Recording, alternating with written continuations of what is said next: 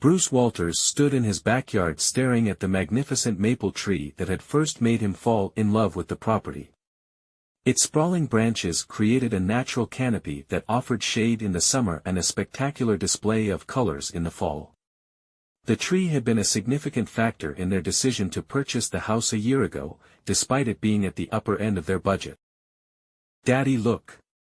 5-year-old Joy's excited voice pulled Bruce from his thoughts. She was pointing upward, where a robin was building a nest in one of the lower branches. "The bird has a nest in our tree." Bruce smiled and ruffled his daughter's hair. "Can I have my swing on this branch?" Joy asked, pointing to a sturdy limb that extended horizontally about 7 feet from the ground.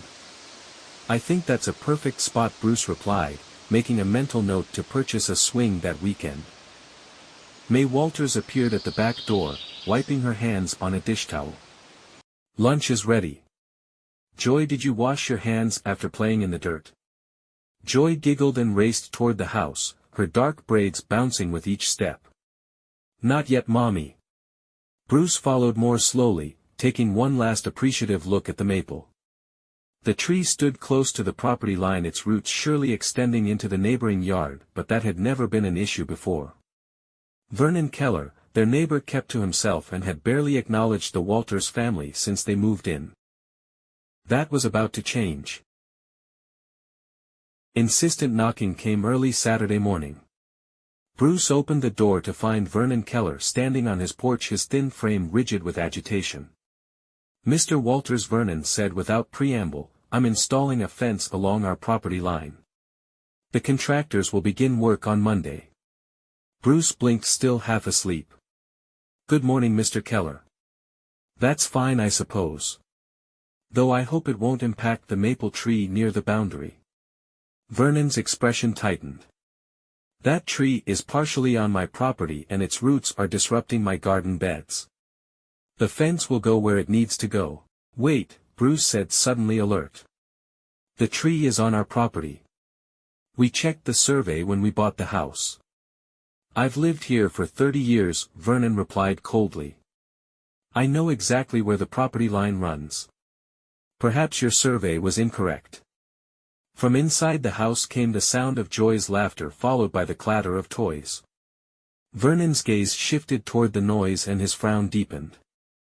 "I've tolerated the noise from your child for a year now," he said. "A fence will at least give me a little peace." Bruce felt his temper rising and fought to keep his voice even.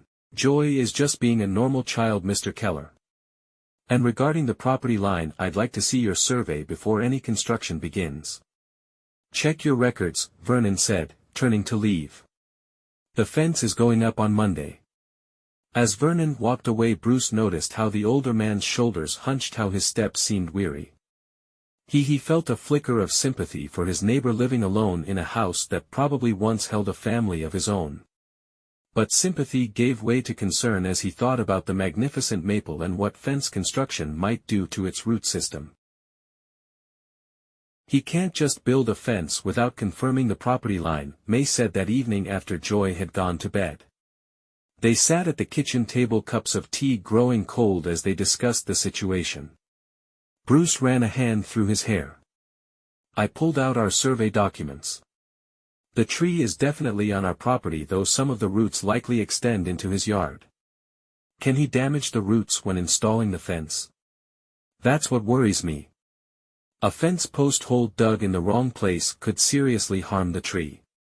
"I'll try to talk to him again tomorrow, see if we can come to an agreement." He seemed particularly bothered by Joy, May said. She was a kindergarten teacher, used to understanding the perspectives of those who weren't naturally patient with children. "Some people just prefer quiet," Bruce said with a shrug. "But that doesn't give him the right to potentially damage our tree." The next day Bruce knocked on Vernon's door, survey documents in hand. There was no answer, though Bruce could hear movement inside the house. After several attempts, he left a copy of the survey in Vernon's mailbox with a note requesting a conversation. Monday arrived with no response from Vernon. Bruce had to leave for work, but May, who had the day off for a school holiday, promised to keep an eye on things. At midday she called him. "They're here," she said, her voice tight with tension. 3 workers with equipment. "They've started marking the line for the fence and it's definitely encroaching on our property." Bruce left work immediately, arriving home to find 2 men digging post holes while a third cut lumber. Vernon stood nearby, arms crossed, watching the progress. "Mr. Keller," Bruce called out, striding across the lawn, "we need to talk about this. You're digging on my property." Vernon turned, his expression impassive. "I reviewed your so-called survey. It's incorrect. I've lived here for decades and know exactly where." "Stop the work," Bruce interrupted, addressing the contractors. "This property line is in dispute." The workers hesitated, looking to Vernon for guidance. "Continue," Vernon instructed them firmly. "We have permits for this work." Bruce stepped closer to Vernon, lowering his voice. "Please, let's be reasonable. That tree is important to us and these holes could damage its root system." "That tree drops leaves and seeds into my yard all summer and fall," Vernon retorted. "Its roots push up my pavers and invade my garden beds. The fence is going exactly where I've marked it." As they argued, one of the workers called out, "Hit something here. A big root." Bruce rushed over to see a thick maple root exposed in the freshly dug hole. "You need to stop," he said, his voice rising. "You're damaging our tree." "It's just a root," Vernon dismissed. "Cut through it and continue." "No." Bruce stood in front of the hole. "I'm calling the city right now. This needs to stop until we resolve the property dispute." May had come outside, keeping Joy occupied on the front porch away from the confrontation. She caught Bruce's eye and gave him an encouraging nod. After a tense standoff and a call to the city's code enforcement office, the contractors agreed to pause work until the property line could be officially verified. Vernon retreated to his house without another word, his back stiff with anger. But the damage had already been done. Several significant roots had been cut or damaged during the initial digging. Over the next few weeks the situation deteriorated. The city confirmed that the property line was indeed where the Walters survey indicated, but Vernon filed a complaint alleging that the tree was a nuisance and posed a safety risk. The fence project remained on hold while the dispute worked its way through official channels. Meanwhile, Bruce noticed worrying signs in the maple tree. Some branches were showing premature yellowing, and there seemed to be less new growth than expected for the season. "I'm really worried about the tree," Bruce told May one evening as they sat on the back porch watching Joy play with her dolls beneath the maple's canopy. "The root damage is causing stress. Can it recover?" "I hope so, but trees can take years to show the full impact of root damage. We might not know the extent of it for some time." Joy came running up to them, her face serious. "Daddy, the tree is sad," she declared, patting the trunk sympathetically. Bruce lifted her onto his lap. "Why do you think it's sad, sweetheart?" "It told me," she said with the absolute certainty of a 5-year-old. "It's sad because its feet hurt." Despite his concern, Bruce smiled. "Well, we're going to help the tree feel better. I promise." That night after Joy was asleep, Bruce sat at his computer, his environmental scientist mind working overtime. Vernon had hurt their tree, their home, and was unapologetic about it. The city's bureaucracy moved too slowly, and by the time they reached a decision the tree might suffer irreparable damage. It was time to take matters into his own hands. The next day at work Bruce mentioned the situation to his colleague Dr. Patel, a botanist who specialized in urban forestry. "I'd be happy to take a look," Dr. Patel offered. "It sounds like you have a beautiful specimen there. Do you know what species of maple it is?" "I assume it's a sugar maple, but I've never had it formally identified," Bruce admitted. Dr. Patel visited that weekend, examining the tree with professional interest. She took measurements, collected leaf samples, and photographed the bark pattern and growth form. "This is fascinating," she said finally, her expression animated. "I believe you have a heritage sugar maple variety here, specifically, a Liberty maple." They're quite rare in residential settings. A Liberty maple? Bruce repeated, unfamiliar with the term. Yes, they're a distinct variety that was popular for planting after the American Revolution. They have a unique genetic profile that makes them especially resilient and long-lived. This one is probably well over 100 years old, predating both your house and your neighbors. Bruce felt a surge of excitement. So it's historically significant. Potentially very significant, Dr. Patel confirmed. There's a conservation program specifically for heritage tree varieties. Your tree might qualify for protected status. As Dr. Patel explained the process for applying for heritage designation, Bruce saw a way forward. If the tree received protected status, Vernon would be legally prohibited from damaging it further. What restrictions would this designation impose? Bruce asked carefully. Quite extensive, Dr. Patel replied. No construction within the critical root zone, which for a tree this size could extend 20 feet from the trunk. Any alterations to the surrounding landscape would require special permits. There might even be restrictions on chemical use in adjacent areas to protect the root system. Bruce nodded thoughtfully. And what about existing structures or features that might impact the tree? If they're deemed harmful to the heritage specimen, they might need to be removed or modified at the owner's expense, Dr. Patel explained. The Conservation Society takes these designations very seriously. Bruce's smile was tight as he shook Dr. Patel's hand. I'll start the application process immediately. The application process was more straightforward than Bruce had anticipated. Dr. Patel helped prepare the scientific documentation, and Bruce researched the historical significance of Liberty maples in their region. Within 2 weeks, a representative from the local conservation society visited to assess the tree. This is indeed a spectacular example of a Liberty maple, the representative confirmed. Given its age, size, and genetic significance, I believe it will qualify for heritage designation. That would mean no construction or alterations could occur within its critical root zone without proper permits and protection measures. Bruce felt a wave of anticipation. How long does the designation process take? Typically a few months, but given the active dispute and the damage already sustained, we might be able to expedite things. I'll file for an emergency protection order in the meantime. Vernon, however, was not going to wait. When Bruce returned from work the next day, he found contractors back on site, digging new post holes even closer to the tree. Stop! Bruce shouted, rushing across the yard. There's an emergency protection order pending for this tree. Vernon stood by watching the work with grim satisfaction. I've heard nothing official, he said. And I'm tired of delays. The fence is going up today. Bruce pulled out his phone and called both the Conservation Society and the city's code enforcement office. While he waited for them to arrive, he positioned himself between the workers and the tree, refusing to move. May came home from school to find the standoff in progress. She quickly took Joy inside, then returned to stand beside Bruce. Mr. Keller, she said calmly, I understand you value your privacy. But this tree is important to our family and potentially to the community. Please give the Conservation Society time to make their assessment. Vernon's expression remained hard.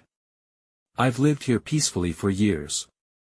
Then you people move in with your noisy child and suddenly my property rights don't matter. We're not trying to infringe on your rights, Bruce said, trying to keep his voice level while internally relishing what was coming. But this tree might be historically significant. Wouldn't you want to be part of preserving something special? It's just a tree, Vernon muttered, but there was a flicker of uncertainty in his eyes. The arrival of the Conservation Society representative and a code enforcement officer finally brought the construction to a halt. After reviewing the situation, they issued a temporary stop work order until the heritage designation could be properly evaluated. Vernon retreated to his house, slamming the door behind him. 3 weeks later Bruce received the official notification, the Liberty maple had been granted heritage tree status. The letter outlined the protections now in place, including a prohibition on any construction within 20 feet of the trunk without approved protection measures. Additionally, a new property survey commissioned by the Conservation Society revealed that the tree was actually fully on the Walters property, though its canopy extended over both yards. "We did it," Bruce told May, showing her the letter. "The tree is protected." "That's wonderful," May said, hugging him. "Do you think Vernon will finally back down now?" Bruce smiled. "Oh, he doesn't have a choice anymore." The next morning Bruce made copies of the heritage designation documents and walked next door. Vernon opened the door after several knocks, his expression souring when he saw Bruce. "Mr. Keller," Bruce said formally, "I wanted to personally deliver this notice from the Conservation Society. Our maple tree has been granted heritage status, which means several things will need to change on your property." Vernon snatched the papers. "What are you talking about?" Bruce pointed to specific sections as he spoke. "According to the Heritage Tree Protection Guidelines, your brick patio encroaches on the critical root zone and will need to be removed. The chemical fertilizers you use on your lawn are prohibited within 30 feet of the tree. Oh, and any future landscape modifications will require approval from both the Conservation Society and us, as the tree's legal guardians." Vernon's face reddened. "This is ridiculous. You can't dictate what I do on my own property." "Actually, we can," Bruce replied calmly. "The Conservation Society has legal authority to protect designated heritage specimens. There's also the matter of the damage already done to the tree's roots. Their arborist has recommended remediation measures, which your property will need to accommodate." "I'll fight this," Vernon threatened. Bruce shrugged. "You're welcome to try. But the designation has already been approved at the state level. Fighting it will be expensive and, frankly, futile. The Liberty Maple is now officially protected as part of our state's natural heritage." He turned to leave, then paused. "By the way, the Conservation Society is organizing a public ceremony next weekend to celebrate the tree's designation. They'll be installing a commemorative plaque, and several local news outlets have expressed interest in covering the story. You might want to clean up your yard before then." Vernon stood speechless in his doorway as Bruce walked away, savoring the sweet taste of perfectly legal revenge. The celebration was everything Bruce had hoped for. Of community members gathered in their backyard, many expressing surprise that such a significant historical specimen had been right in their neighborhood all along. The local newspaper sent a photographer, and the Conservation Society president gave a speech about the importance of preserving natural heritage. Vernon remained inside his house throughout the event, curtains drawn, but Bruce made sure to point out to the conservation officials the various, concerning, features of Vernon's property that might impact the tree's health. Over the following weeks, Vernon received a series of official notices requiring modifications to his property. His brick patio had to be removed and replaced with permeable pavers. His garden shed was deemed too close to the critical root zone and needed relocation. The chemical fertilizers he'd used for years were now prohibited, and he was required to install a rain garden to better manage water runoff around the tree's root system. Each change came with substantial costs that Vernon had no choice but to bear. The fence he'd so desperately wanted was now impossible to install anywhere near the original planned location, and any alternative would require extensive review and approval. One evening, as Bruce sat on his back porch watching Joy play on the tire swing he'd installed on the maple's sturdy branch, he noticed Vernon standing at his window, watching them with undisguised resentment. Bruce raised his glass in a mock toast, satisfied that his revenge had been complete. Vernon had tried to damage their tree and disrupt their home life with his unreasonable demands. Now, his own property was constrained by regulations he couldn't fight, his carefully maintained landscape disrupted, and his privacy invaded regularly by conservation officials conducting inspections. Best of all, the tree was thriving. With proper care and the protective measures now in place, new growth appeared, and the premature yellowing of leaves subsided. The conservation grant they'd received covered all the costs of treating and maintaining the tree, while Vernon continued to receive bills for bringing his property into compliance. "Is Mr. Vernon still mad at us, Daddy?" Joy asked, noticing Bruce's gaze toward the neighbor's house. "He is," Bruce admitted. "But he can't hurt our tree anymore. And that's what matters." As Bruce watched fireflies begin their nightly dance around the maple's massive trunk, May joined him on the porch, handing him a fresh glass of lemonade. "You know," she said quietly, "I sometimes wonder if we went too far." Bruce shook his head. "He damaged our property and refused to acknowledge it. He tried to bully us with his fence and his complaints about Joy. He got exactly what he deserved, no more, no less." May didn't seem entirely convinced, but she didn't argue. They sat in silence, watching their daughter play in the shadow of the heritage tree that had become not just the centerpiece of their property, but the instrument of a perfect revenge. In the gentle evening breeze, the Liberty Maple's leaves rustled as if in agreement, its protected status now ensuring that it would stand for generations to come, a living monument. Please like and subscribe for more great revenge stories. Please tell us in the comments what you would have done. Would you have stopped with protection for the tree, or would you have forced your neighbor to modify his existing property as well?